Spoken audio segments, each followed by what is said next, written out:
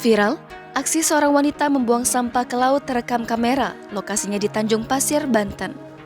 Video viral terekam seorang wanita membuang sampah sembarangan ke laut di daerah Tanjung Pasir, Kecamatan Teluk Naga, Kabupaten Tangerang, Banten pada 12 Februari 2022.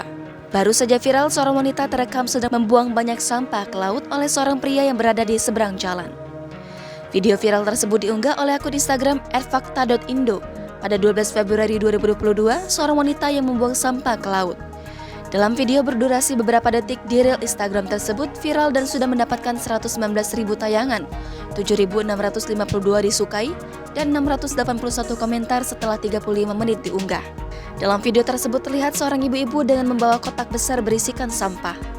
Kemudian, seorang wanita tersebut membuang sampah tersebut ke laut yang berada di Tanjung Pasir, Kabupaten Tangerang, Banten.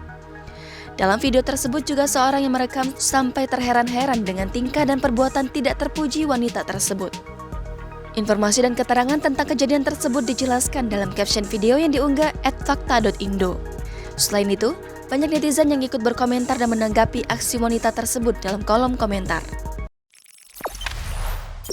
Jangan lupa subscribe, share, komen, dan like ya!